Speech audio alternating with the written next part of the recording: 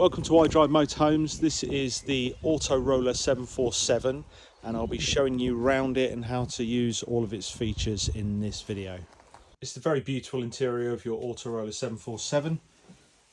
You have the kitchen area off to the right here by the door, the control panel that controls the majority of the electrics within the van.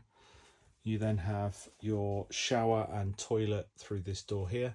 And then over at the back, you have a rear lounge area that also converts into a king-size bed. This is the control panel that controls most of the lights and systems within the van. You've got lots of symbols with little buttons next to them. Press the button and it will turn the system on. You can then turn the lights on by pressing this one. You can turn the water pump on by pressing this one. And that then allows you to turn all of the lights on within the van and turn on the taps and use the shower. You can leave this panel on then for the rest of your trip. There is also a button here for the external awning light, a temperature of the inside of the van. This button here tells you how much onboard water you have. So there's an onboard water tank with 100 litres of water in. That's telling you that's 100% full. Press it again and that tells you your wastewater is 0% full.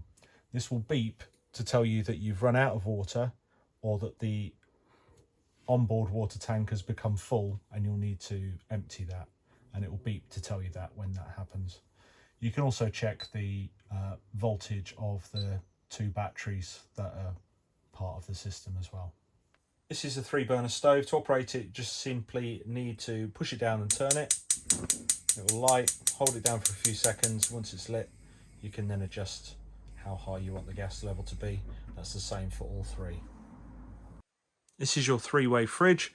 To open it, press the button on the top here, and you can see you have a freezer compartment, door storage, and plenty of space for anything that you might need while you're away. To operate the fridge, it operates on 3 different modes. The button on the left turns it on, and then you have electric hookup mode, gas mode, and then battery mode. The battery mode only works when the van is being driven, so that acts as a cool box when the van is driving. Use gas mode when you don't have an electric hookup, and then when you do have an electric hookup, you want to put it in the electric mode by pressing it twice like that. It will then start to beep at the moment, which will demonstrate the fact that it is not currently plugged in. So if it is beeping, it's telling you that there's something wrong with it.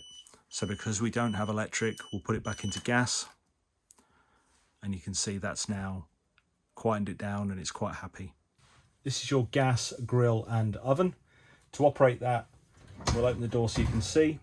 If you want to operate the grill, push it in and turn it to the right, hold down the igniter, and you'll see the grill is lit.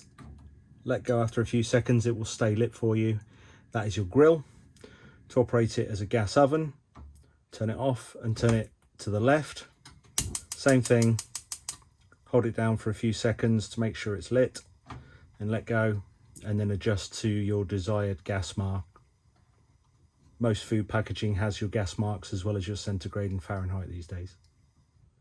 And turn it to the top, turn it off, make sure it's gone out, and that's your oven.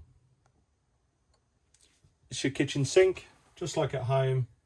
Lift it and turn it left or right for hot and cold. There is a cover for this as well as a plug. Don't use this as a chopping board, there is a chopping board in the cupboard. As you can see, all of the cabinets have under cabinet lighting, and you press a small button there to turn those on and off. Also up here is a 3-pin plug for when you are in an electric hookup mode. That does not work when you're not got electric hookup. This is your wardrobe. All of these small push buttons are operated by pressing them in and then simply pulling it open. In here you have a gas, electric kettle and a toaster, as well as your fire extinguisher, fire blanket and a small first aid kit. There's also some space at the top to hang your coats and a fold out table for the rear lounge. The heating and air conditioning controls are located at the back of the van. They are on the wall here to the right. There's also some light switches and 12-volt socket there. The one on the right is the heating controls.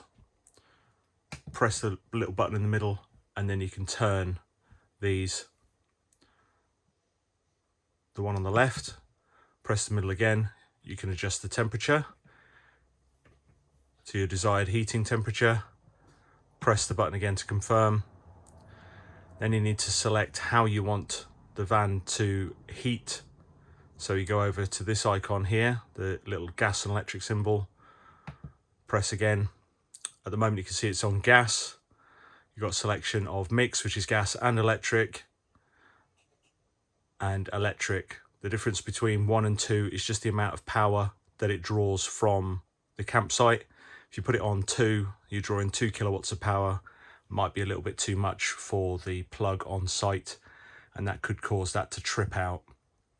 There will be a little reset switch on your plug on your campsite, and that can just simply be reset and then turn it down if you're drawing too much power. So once you've got your heating type selected, press it again to confirm. We're on electric hookup at the moment, so put it on EL1. And now your heating will be on. You can also select your fan speed here. So eco is just a low fan speed, and then high if you really want to pump some heat into it. Press again to confirm. The only other icon you really need to worry about here is this one, which is your hot water. So if you want to use the shower or the taps, that's done via that button. And that can be changed from eco, hot, or boost. If you put it on boost, you want to use the shower. It takes about 20 minutes, half hour to fill the hot water tank up and heat it to the appropriate temperature. So that's all of the heating controls on there. There's also a back button if you need to back out of each menu. This controller on the left controls the air conditioning system. Simple as point it at the aircon at the ceiling, press the on button. That will turn the air conditioning system on. That will only work when you're on 240-volt hookup. You can adjust the temperature you want the air conditioning to be set at, and also the fan speed with this button. If you want to turn it off, simply press to turn it off. It will take a few seconds to react, but it will then go off. That's the heating system. This is your rear lounge area. This makes into a king-size bed by reaching under this center cushion, grabbing this little handle and pulling it all the way out. It goes right out to there, and then you pull off these cushions, which are simply velcroed on. Flip the base cushion over.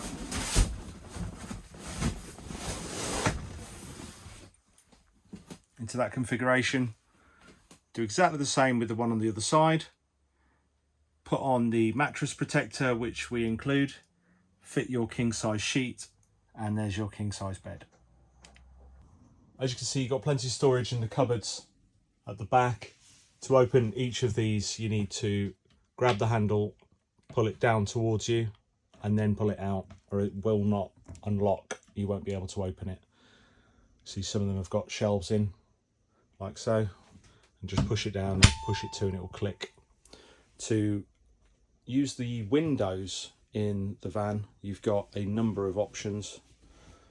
Each of the little catches has a button in the middle. Press the catch in, turn it. The one on the back here has 3. Some of the ones on the side have 4. And once you've undone all of those, you'll see it's free to push. You just push it out to where you want it. To prevent flies getting in at the top, there is a fly screen you can pull down. This one simply clicks on to the middle, and then at night time, push these 2 in and slide it up to where you want it, and go all the way to the top to keep the light out. These are just decorative, don't need to use the blinds at all. The one on the side is exactly the same in its operation, apart from when you pull the fly screen down, it connects at each end. like so, and you need to connect both sides by pushing it down and making sure this catch is engaged, and then the same to close it. The back of the van here, you've got a roof light that you can open. It's as simple as reaching up, pressing in this big button, pulling the handle down, and sliding it along to open the light up. You can have it on this wide open. There's a possibility that it might rain. You can use one of these two notches to lock it into, like so. And then you have a nighttime shade or a fly screen that you can also use to cover that up. This is the bathroom to use the toilet. Lift the lid up here. There's a handle underneath that slides across to open up the flap inside. Once that's open, you can use the toilet. You can flush it by pressing this button here. Any waste is rinsed down. Then remember to close that handle off to keep any smells in.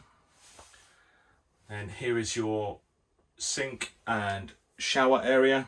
To use the shower, you need to remove this wooden tray, put it elsewhere in the van.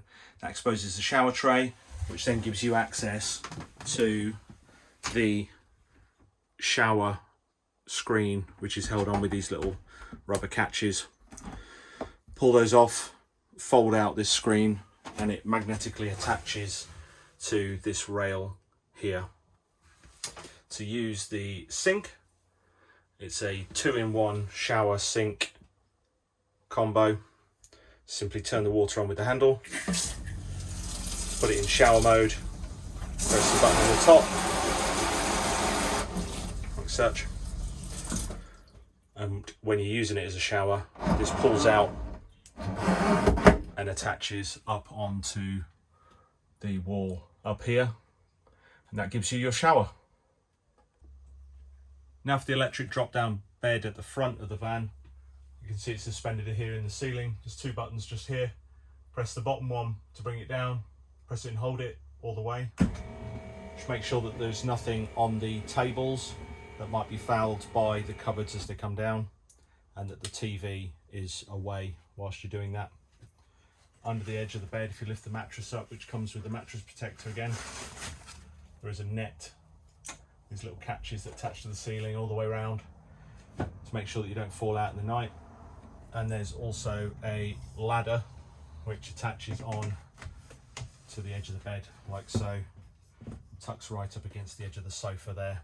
That's stowed above the cab, out of the way, above the driver's seat when not in use.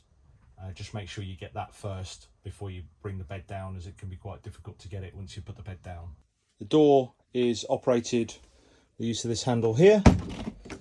Simple as that. And at night time, if you push it up, and whilst you're driving the van, you can lift it up and that locks it so that nobody can get in from the outside. It's also advisable that whilst you're driving, to pull this screen across it, just in case anybody was to fall against that whilst driving. It's advisable to get up whilst driving, but obviously people will do it. If you were to fall against this handle, you could fall out the van whilst it was going along. There is also a bin here which lifts up.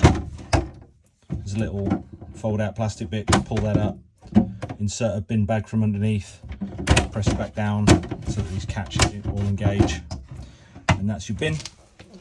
You also got some light switches here that operate the switches in the front of the van, and over here is the television unit. Simply pull on this handle and it will eventually start coming up on its own. There is a DVD player built into the right hand side, and the remote control is in the drawer below. The back of the van here, you have carbon monoxide alarm, which is tested regularly. You don't need to do anything with it. Just be conscious that if it does go off, that you need to get out of the van, as there is a carbon monoxide been detected within the van. Also over on here, there is a fire alarm. Same thing with that. It may go off if you burn something in the oven, of course. Your front dinette area is also where your passengers might be seated. There is two seat belts here. with the buckle is down this side, and the buckle for the other one will be just down the side of that cushion down there. The window on this side is exactly the same. The only thing to think about is this security feature here. If you are using the boiler at all, so the hot water or any part of the heating, you can't have this window open, as that's where the exhaust for the gas boiler is. So it will not work if this window is open. That's just a security, more of a safety device to prevent carbon monoxide poisoning. So if you're hiring the van during the winter months, it is possible to have a problem whereby all of your water is dumped out the bottom of the van. That's because the boiler under this seat has a safety feature for the heating system. So if you pull the cushion off, which is just velcroed on at the back, lift this seat up, which is on a hinge, and there is a small blue lever down there. Now on the back of that, there should be a little button. If that button is poking out, then this little valve has triggered, and what that does is it dumps all of the water out the bottom of the van to prevent the boiler from freezing in cold weather. As long as you're using the van and the heating and you're in it and it doesn't drop below 4 degrees, it should be fine. But if you've parked it up overnight and you've not had the heating on, this can be a problem. It's as simple as rotating that little blue diamond on the top, pressing the catch back in to sort that out. If that catch stays in, then you're okay. If it does not stay in, then it's because it's still too cold. You can fix this by putting the heating on, warming the van up to above 4 degrees, and then you'll be able to press that button in, and that will resolve that issue for you. So here's the front of the van. As you can see, it's fitted with a disc lock. That's an insurance requirement when you're not driving the van, just to keep that fitted to prevent theft. It's a 9-speed automatic. You've got there park, reverse, neutral and drive. Simply push it over and then pull it down to select those when the engine's running. You've got a satellite navigation system, which also will connect to Bluetooth on your phone. And there is a tablet or phone holder here. Just pull it up from the back, pull this little handle at the side. This will spring out and you can mount a iPad or a phone there to help with navigation if you don't want to use the satellite navigation. Just fold that up and push it back down, like so. You can use this switch here to turn the radio on when the van is not running. So that's so you can use it as a sound system. There's speakers in the back of the van that allow you to do that. And there is also cruise control down here. Just simply need to twist this stalk to the top for cruise control, bottom for speed limit, and then hold it up to hold your selected speed, and that will allow you to use the cruise control. So at night, obviously you've got your blinds in the back that I've showed you how to close. For the front of the van, there are these foils that fold out, and there's little suckers on these. So find the one that corresponds to the shape of the window. There's 3 in total, 1 for each side window and 1 for the front. Simply line them up and then press on each of these suckers to adhere it to the window. And that's your foils covering the window. To remove them, just grab these little tabs and pull on them very sharply and they will come off. Make sure you do that rather than pulling the fabric, or else it rips these off. Right, to remove the disc lock, you need to use the key with disc lock written on it. Insert it into this hole. Just keep turning it and wiggling it till it goes in. It can be a little bit awkward to get it in there all the way. And it will pop this pin out and this handle down, lift the handle up and fold that off there. You can then store the handle inside, remove the key and fold it up. To refit the disc lock, same procedure. Pull that handle out, refit it around the wheel, fold that over and then slide this pin in press this one down. You don't need to use the key when you're doing this. And that's the steering lock refitted. Also, you'll note that on the floor there's no handbrake where you would normally find it. That's because it's located down this side of the van, just to keep it out of the way so you can walk between the seats. You've also got some nice armrests here that you can pop down just for a little bit of extra comfort. So that's almost it for the interior. Like I said, if there's anything that you're not sure about, just give me a call or a text and I'll show you how to use it. There is also some instruction manuals in this set of drawers here. The bottom one has a little book holder in it, and most of the manuals are in there for all of the appliances. Just to mention this little cubby hole at the bottom, if you press this little tab in and pull that up, there's a dustpan and brush under there. It's also somewhere useful to keep your shoes, to keep them out of the way when you're not wearing them.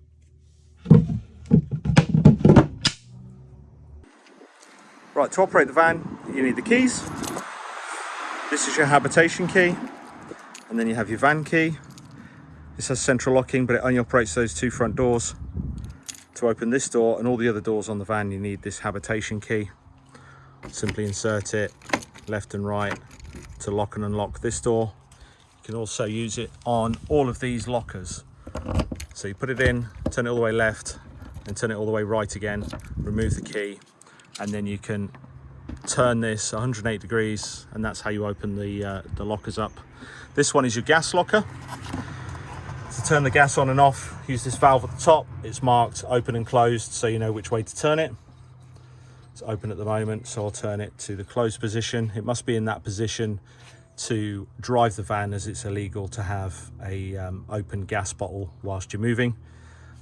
If you ever run out of gas, you shouldn't do, because I'll have checked. But if for whatever reason you do, because you've used a particular lot of it, there are two gas bottles, as you can see. You simply need to follow the twist instructions on this. It's opposite to normal opening of bottles, etc. For some reason on gas bottles they do it the other way around. So you have to turn it the opposite way to normal to get it off, and that just needs to be hand tight and secured into that gas bottle, and then open up the valve at the top, and that's how you turn the gas on and off. To close up the lockers, it's the opposite. Turn it 180 degrees, you'll feel it lock, and then press this until it clicks. If it doesn't click, it's because you probably didn't lock it back when you undid it. You just need to put the key in again, turn it back to the right, and then press it in, or give it a little twist a bit more to the right and press it in again, and that should then stay shut. So here's your diesel and AdBlue flap. You need to use the central locking van key in the diesel, and the AdBlue is just a twist like so, if you need to top up the AdBlue at any point. And we'll walk around the front of the van. The main thing to worry about with these is just the width of the mirrors. As you can see, they stick out quite a bit more than the van, so be conscious on small lanes. Just take everything slow and methodical. Give everything plenty of room, and if there's a big vehicle coming along, just pull over and stop and let it get past you. That's the easiest way to deal with things if you're worried about going down tight lanes, etc. The front of the van is just a normal van, as you can see. It's a low profile, so it doesn't have the large bulbous area at the top. Makes it a little bit shorter. This is 3 meters in height. If you need to know about the heights, widths, etc., that's located in the driver's sun visor. Here is the exhaust for the heating system, which I mentioned earlier, that if this window is open, you can see the proximity to that, why the heating system won't work, just as a safety feature.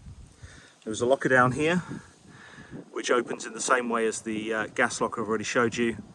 That has a couple of ramps in it that you can use to just help level the van if it's on an uneven plot that you've got. And just below that, you'll see this black handle. That's in the open position at the moment. That is your wastewater dump, so your grey water.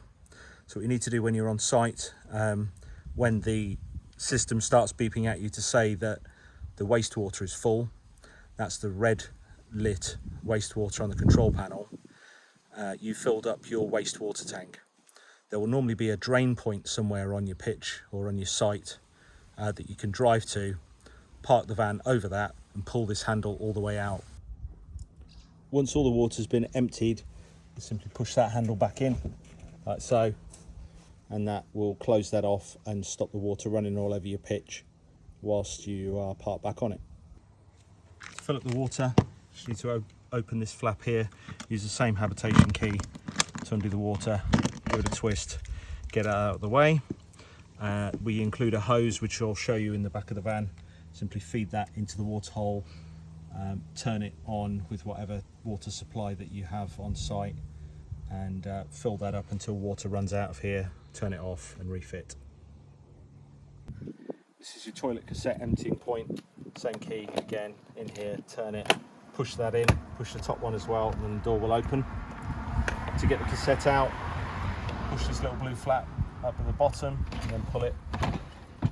Then take this to an Elson point, which should be on your campsite somewhere. It's somewhere where you can empty your toilet contents. Move this up, undo this, place this somewhere safe so it doesn't go down the toilet. And then there is a button here that you can press that lets air into this so that when you tip it, it doesn't chug. Tip that in, fill it up a couple of times from the supplied hose at the Elson point, and just keep rinsing it until it's completely clear. And then you need to fill it up again with this blue chemical. As you can see, I've just filled it for you. Inside here, if you reach down the side, will be a bottle of the blue chemical. You need to use the lid as a measuring cup. You'll see inside there 75 millilitres is sufficient. Tip that in, add a few litres of water from your flush button on the inside once this is back in, and to refit it, simply push it back in until it clicks. It's worth noting that if you haven't closed the flap inside, that will not come out, so make sure that the toilet flap is closed before you try and remove that, or you can damage it. Right, this is the rear locker. I've already opened it to show you. As you can see, it lifts up like this. There is a catch on the left here to hook that up, and inside that's where the hose is kept. Don't worry about these tables, that's for converting it into a 6-berth that we don't use. And inside there are 4 chairs and a fold-out table as well. Also, there is another identical locker on the other side, so you can access the storage from both sides. There's a little light on the right hand side should you need to light it at night, and you'll also have your electrical cable stored in there. It's a useful area to keep any bulky items that you're taking with you. As you can see, we've got a 4-bike rack fitted to the back of the van. To use that, you just need to lift these out of the way, pull the bike rack down, and then fold these clips in out of the way. Fit your bike. You can adjust the angle of these by undoing these, and that will allow you to make sure that the bike doesn't hit the window or the back of the van in any way. And you can secure it to the frame of the bike using these, which simply feed through these little red clips and tighten up like a cable tie. Do that one first, and then secure the wheels, one through each, with these in the same manner. It's also advisable, if you've got a bike chain or lock or something, to put it around your bike and loop it through here, just for a bit of security when you're parked up. This is your electric hookup reel. As you can see, we supplied it here. There's 2 ends to it. One is for the van, one is for the pitch. The one with the cover is for your van. To plug that in, lift this flap up, fold that up, make sure that goes above, and just simply push it in until it clicks. Process to remove it, there is a little black toggle to the left there, press that down, pull it out. We also supply an adapter for this end of the plug, which plugs in like so. That allows you to plug it in at home if you want to use the fridge overnight to get it cool, etc. before you go. But most sites don't require that to plug it in. Most sites' power supply will just be this 3-pin option. And that concludes our video tour of our AutoRoller 747. Like I say, if you've got any questions you need to ask me, feel free to call me or text me anytime to help you with your trip. We also do a line of pedal boards, electric bikes, luxury pack, and we can also supply a generator if you want to do a little bit of off-grid camping and you need to use the air conditioning or anything like that.